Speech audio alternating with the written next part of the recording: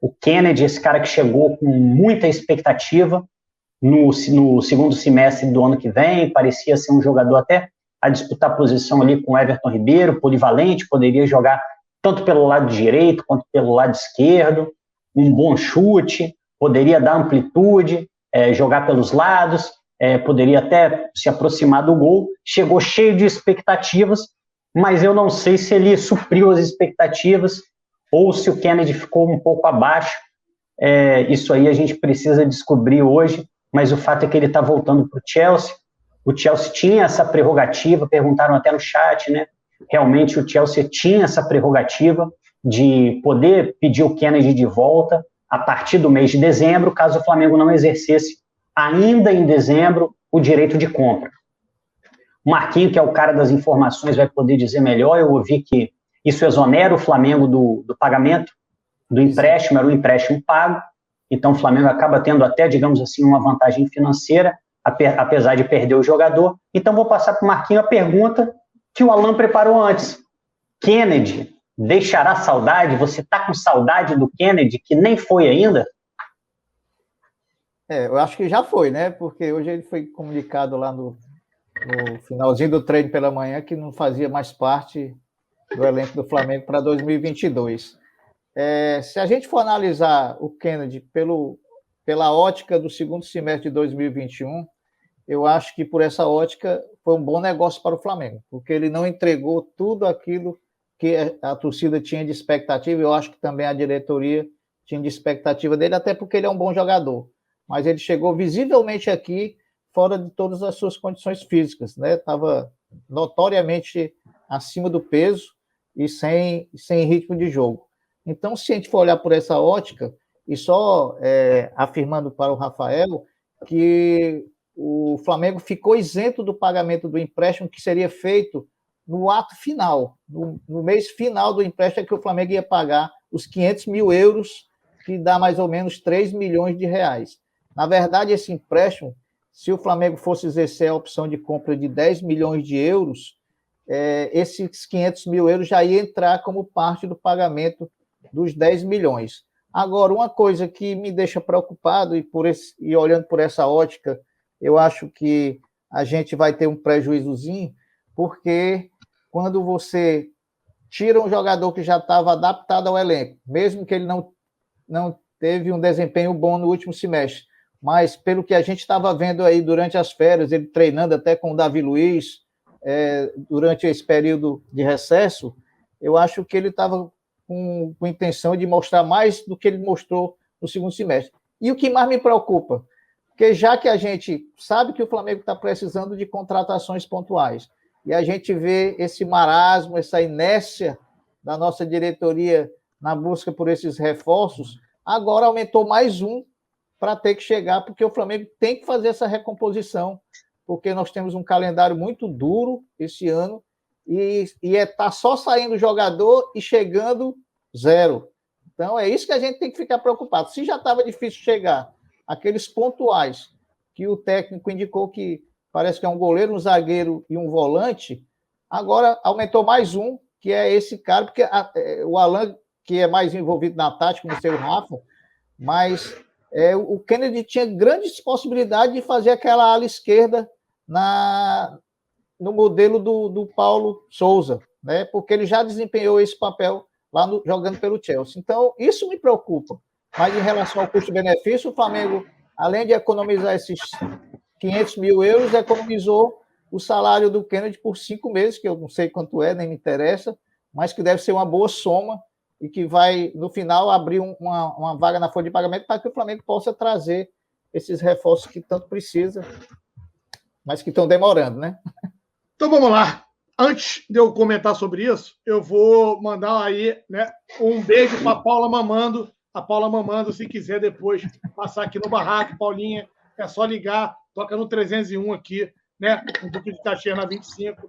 Então, um beijo para a Paula aí, né? E vamos que vamos, meu parceiro. Kennedy se confirmou, né? A expectativa, ou melhor, não se confirmou. Para alguns, sempre foi um Giovani 2.0, 3.0. E aí, para essa galera, acabou se confirmando essa máxima aí. O Kennedy, a gente pode colocar na listinha ali, galera. Tem 3 jogadores que a expectativa era até alta, inclusive do Giovani quando chegou, tá? E que não renderam, não entregaram absolutamente nada pelo Flamengo e saem sem deixar um pingo de saudade, muito pelo contrário, né? Acaba virando chacota quando a gente lembra. A gente pode colocar os 3 bonequinhos. O Giovani, que foi o primeiro, né? A primeira decepção, muito grande. E o salário do Giovani era absurdamente alto, galera. Eu fico revoltado até hoje quando eu soube. Muito Sei que alto. o Marquinhos Assunção não gosta de saber de salário, mas era um dos mais altos do elenco na época. Uma absurda negociação que o seu Rodrigo Caetano fez. A gente tem o Pedro Rocha, que foi outra decepção, não fez nada, não disse a que veio, tinha um salário alto, né? E não entregou. E não entregou nada. Meu filho está me ligando, deve estar assistindo. Aí agora ele deu para isso, para ficar pedindo. Manda um beijo para mim, meu filho. Daqui a pouco eu falo contigo, arrombadinho. E aí, o terceiro agora é o Pedro Rocha. Então, assim, não vai deixar saudade alguma, não entregou. Entendo que é um jogador caríssimo. E aí, eu vou deixar para que vocês me respondam. Vocês do chat, junto com, né, nosso amigo Rafa e também o Marquinhos. Com a grana que nós pagávamos pelo Kennedy e o conhecimento que hoje nós temos, né, do mercado europeu, na figura do Paulo Souza e da sua equipe, nós não conseguimos trazer os jogadores que a gente necessita, né, que possam vir a render ou oxigenar o elenco e trabalhar muito melhor do que o Kennedy trabalhou, porque uma coisa é a gente entregar a substituição, a reposição nas mãos do Fabinho, do sim do Flamengo, que a gente tem uma série de dúvidas, né, e de pontuações negativas a serem feitas. Outra coisa é acreditarmos que, dado a capacidade dessa equipe do Paulo Souza e do próprio treinador e o conhecimento dele de vários mercados, porque é diferente, galera, de um treinador que só está ambientado ao mercado só, não que seja ruim, tá? Mas por você ter uma estrada rodado ali em Itália, Grécia, Rússia, tem bons jogadores nessas praças. Com certeza tem. Então pode ser que esse cara consiga, com menos, fazer mais. Já ouviu aquela historinha? Quem trabalha em empresa grande sabe disso. Menos com mais, faz menos com mais. É sempre menos com mais. Sempre gastando menos e entregando mais. É sempre assim. Então eu, Alan, confesso a vocês, ter uma expectativa, por mais que o Kennedy pudesse adaptar para jogar no esquema do Paulo Souza, aberto lá na esquerda, ou quem sabe, na direita e tudo mais. Enfim, entendo eu que pelos valores que, né, nós pagávamos pelo Kennedy, é sim muito possível que ele indique pessoas, jogadores capacitados, né, com salários até menor do que o Kennedy, talvez, né, um Kennedy possa ser 2 jogadores de conhecimento do Paulo Souza para que possa melhorar o elenco do Flamengo. Eu queria saber a opinião de vocês nesse exato momento. Bom, nesse ponto aí eu estou muito com o Alan, cara. Eu acho que a verdade é que o Kennedy, a gente pode até pensar que o Kennedy teria um ano melhor em 2022, talvez finalmente entrando em forma, talvez diante de uma comissão técnica mais capacitada, que pudesse ajudar tanto ele na parte física quanto na parte técnica, criar um esquema de jogo. Mas o fato é que o Kennedy, ele chegou e não deu resultado, ele chegou e ficou muito abaixo. E muitas vezes, na minha opinião, ele se apresentou até de forma abaixo do que a gente espera de um atleta profissional do ponto de vista físico. Eu não sei se foi problema da malvada, que ele chegou após ter ficado doente, mas o fato é que o Kennedy, como o Alan lembrou, com um grande salário, não tem jeito, cara. O cara, quando ele chega com uma expectativa alta e quando ele chega com um salário muito alto, a cobrança vai ser proporcional. Então, é lógico, por um lado, como o Marquinhos falou, a gente perde um cara que está ambientado. Mas, às vezes, se a gente fica muito agarrado a quem já está aqui, a gente perde a oportunidade de trazer alguém que vai chegar e apresentar muito mais. Então, esse me parece hoje ser o caso do Kennedy.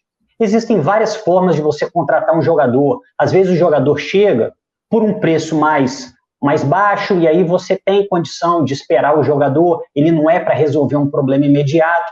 Mas, por outro lado, quando você traz um jogador com uma expectativa e um custo alto, você precisa que ele resolva alguma coisa em campo. Então, o Kennedy teve o ano, querendo ou não, ele teve chance no segundo semestre. Eu vou lembrar, tem gente que não lembra, por exemplo, que no jogo da Libertadores, do Palmeiras, o Kennedy entrou antes do Vitinho e antes do Pedro. Ele chegou a ter oportunidades para mostrar o futebol dele e mostrou em pouquíssimos momentos. O que ele mostrou foi uma dificuldade física de acompanhar um jogo profissional de futebol. Então, eu não vou sentir saudade, respondendo a pergunta que o Alan botou no título da matéria, né? Eu não vou sentir saudade do Kennedy. Eu acho que o Kennedy ficou muito abaixo e talvez quando o jogador fique tão abaixo quanto ficou o Kennedy, talvez insistir seja simplesmente insistir no erro. Por um lado, a gente pode até ter uma lacuna, se bem que eu nem sei se a saída do Kennedy gera uma lacuna no elenco, porque uma questão é o que o jogador está pronto para fazer em teoria. Uma coisa é que o jogador foi contratado para fazer. Outra coisa é o que o jogador faz efetivamente. A verdade é que o Kennedy não estava nem cumprindo as funções dele a ponto de deixar algum tipo de lacuna no time. Lacuna no time deixa quem tem uma função e cumpre essa função. Quem não tem, é um jogador que o Flamengo pode dispensar. Acho que o Chelsea pode ter até resolvido um problema no Flamengo, porque se abre um espaço na folha de pagamento e se abre espaço para trazer um jogador, talvez numa condição física melhor, talvez mais motivado, ou talvez que simplesmente vai encaixar de maneira um pouco melhor. Eu gostaria muito que o Centro de Inteligência do Flamengo estivesse fazendo um monitoramento permanente de jogadores e tivesse jogadores com essa característica prontos para sugerir o Paulo Souza. Até porque o Paulo Souza, ele me parece ser um excelente técnico, vou conhecer ele melhor aqui no Flamengo, mas ele não passou o ano dele fazendo scouting. Ele não passou o ano dele analisando jogadores, analisando partidas. Ele analisou as partidas que ele jogava, ele tinha o campo, ele tinha a função dele. Então, o Flamengo tem um setor específico para isso, com profissionais totalmente dedicados a isso, e precisar do Paulo Souza para indicar, ou pelo menos não ter inúmeros jogadores de determinadas características para indicar o Paulo Souza, é uma falha nossa. Mas eu concordo com o Alan, eu também prefiro uma indicação do Paulo Souza, porque o nosso departamento de scouting não parece ser tão estruturado e tão eficiente quanto deveria. Mas espero que chegue um jogador. Acho que se abriu espaço e acho que esse espaço vai ser preenchido, só não sei por quem. Até porque eu não sei como o Paulo Souza iria aproveitar o Kennedy.